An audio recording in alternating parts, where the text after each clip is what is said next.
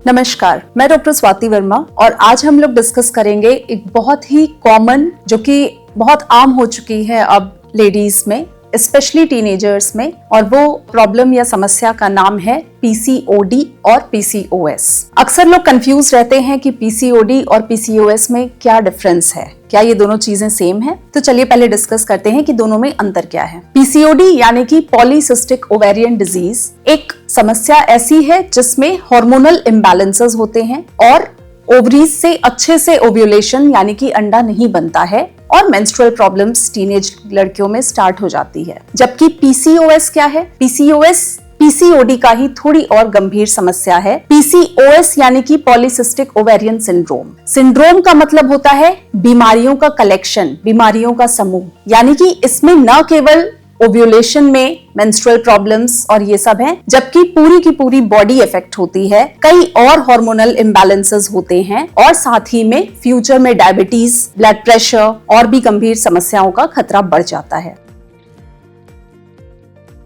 तो चलिए सबसे पहले डिस्कस करते हैं कि ये होता क्यों है। पीसीओडी और बाद में चल के पीसीओएस का सबसे प्रमुख कारण यानी कि मेन कॉज है पुअर लाइफस्टाइल। आजकल देखा गया है कि स्ट्रेस काफी बढ़ गया है लाइफ में। जैसे ही स्टूडेंट्स अपने 8th, 9th, 10th क्लास में जाते हैं, तुरंत कंपटीशन की तैयारियां, बैठ के पढ़ना, तो इस सब चीजों की वजह से डाइट तो इफेक्ट होती ही है, साथ ही साथ एक्सरसाइज भी कॉम्प्रोमाइज होती है। तो सबसे मेन कारण डाइट और एक्सरसाइज है, जो कि अगर पुअर लाइफस्टाइल होती है तो तुरंत पीसीओडी और पीसीओएस वाले हार्मोनल इम्बैलेंसेस शरीर में स्टार्ट हो जाते हैं और ये बीमारियां शुरू हो जाती हैं। अब हम लोग बात करते हैं कि जेनेटिक्स का इसमें क्या रोल है।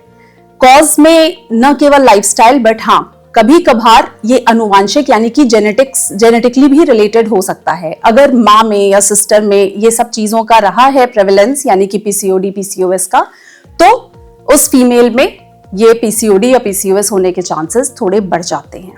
और थर्ड है पुअर स्लीप, स्ट्रेस, जैसा कि मैंने बताया। तो अब हम बात करेंगे कि कोई भी कैसे प्रेजेंट करता है डॉक्टर के पास, कि कब हम लोग को सस्पिशन होता है कि ये पीसीओडी या पीसीओएस है। तो इसमें सबसे मेन सिम्टम है पुअर साइकिल्स, इर्रेगुलर मेंसेस। सबसे ज्यादा कॉमनली पीसीओडी प्रेजेंट करता है इर्रेगुलर मेंसेस यानी कि पीरियड्स मिस होना, या फिर जब भी पीरियड्स आता है तो इर्रेगुलर आता है, हेवी आता है, साइकिल्स टाइम पे नहीं आती हैं। ये सब सबसे मेन समस्या है। और दूसरी तरीके की समस्या होती है स्किन चेंजेस और हेयर चेंजेस।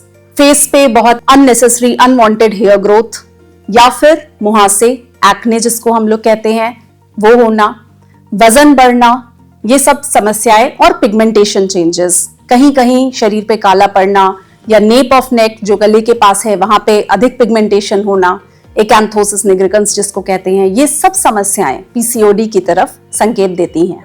और थर्ड थिंग है कंसीव न कर पाना। जब लेडीज मैरिड होती हैं, शुरुआत में हो सकता है उनको इरेगुलर मेंसेस रहा हो सकता है ना रहा हो। अगर वो डाइट और एक्सरसाइज पे थोड़ा सा भी ध्यान देती रही होंगी तो मेंसेस तो रेगुलर होता है, बट कहीं ना कहीं अगर अंदर पीसीओडी वाले हार्मोनल इम्बैलेंसेस हैं तो शादी के बाद कंसीव करने में उन लोगों को थोड़ी दिक्कतें आ सकती हैं। तो ये 3 चीजें मेन है जैसे कि पेशेंट प्रेजेंट करता है हम लोग के पास ओपीडी में। अब उसके बाद आपको क्या क्या टेस्ट्स कराने होते हैं जिससे कंफर्म होता है पीसीओडी। पीसीओडी एक्चुअली कोई भी टेस्ट बहुत जरूरी नहीं है पीसीओडी को डायग्नोस करने के लिए। अगर इरेगुलर मेंसेस की हिस्ट्री है और दूसरे नंबर पे शरीर पे ज्यादा बाल, अनवांटेड हेयर ग्रोथ, एक्ने, ये सब समस्याएं हैं जो कि हाइपर एंड्रोजेनिज्म यानी कि शरीर में मेल हार्मोन्स का होना इंडिकेट करते हैं। और तीसरी चीज अल्ट्रासाउंड। अल्ट्रासाउंड पे अगर ओवरीज में छोटे छोटे सिस्ट्स दिख रहे हैं तो यानी कि वो इन 3 में से कोई भी 2 चीजें अगर हैं तो वो पीसीओडी की डायग्नोसिस की तरफ संकेत देती हैं। साथ ही साथ चूंकि इन मरीजों में इंसुलिन रेजिस्टेंस यानी कि इंसुलिन का जो मेटाबॉलिज्म होता है वो भी बहुत डिस्टर्ब्ड होता है, इसलिए इन मरीजों में फ्यूचर में चल के कुछ दिनों बाद अगर डाइट और लाइफस्टाइल पे ध्यान नहीं दिया गया तो शुगर्स होने के चांसेस होते हैं यानी कि डायबिटीज। इसलिए इन मरीजों का शुगर होना भी जरूरी है। तो ये तो बात हो गई टेस्ट्स और सिम्टम्स तक की। अब हम लोग इसमें करें क्या? अगर कोई भी मेंस्ट्रुअल इम्बैलेंस है या फिर शरीर पे hair growth, unnecessary unwanted hair growth और एक्ने बहुत ज्यादा है, तो तुरंत अपने गायनेकोलॉजिस्ट से, डॉक्टर से संपर्क करें, टेस्ट्स कराएं और सबसे पहले डाइट और लाइफस्टाइल पे ध्यान दें।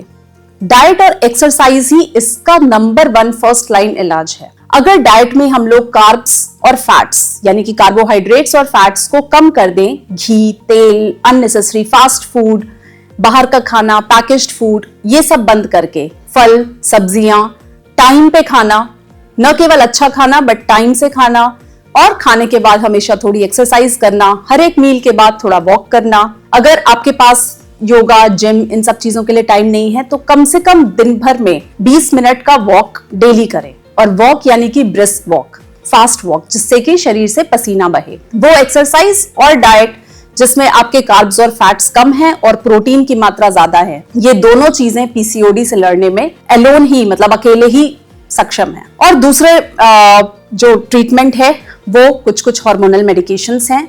जैसे अगर पीरियड्स बहुत ही इरेगुलर हैं या बहुत हेवी आते हैं तो हार्मोनल मेडिकेशंस अपने डॉक्टर से संपर्क करें, वो आपको हार्मोनल मेडिकेशंस देंगे। इंसुलिन रेजिस्टेंस जैसा कि मैंने बताया इसमें होता है, उसके लिए मेटफॉर्मिन होता है। कई और मेडिकेशंस आती हैं जिससे पीसीओडी में मदद मिलती है और मेंस्ट्रुअल साइकिल्स रेगुलराइज करने में मदद मिलती है। और तीसरी चीज है, अगर कंसीव नहीं कर पा रहे हैं, if you are a newly married couple who is struggling with PCOD और आप कंसीव करने के लिए स्ट्रगल कर रहे हैं, तो ओव्यूलेशन इंड्यूसिंग ड्रग्स होती हैं जिससे कि पीसीओडी को आप कन्फ्लिक्ट करके, आप ओवरकम करके इजिली कंसीव कर सकते हैं। तो सबसे पहले आपको ये जरूरी है कि आप अपनी लाइफस्टाइल इंप्रूव करें और मेंसेस रेगुलेट करने के लिए, कंसीव करने के लिए अपने डॉक्टर से मिलें। Thank you.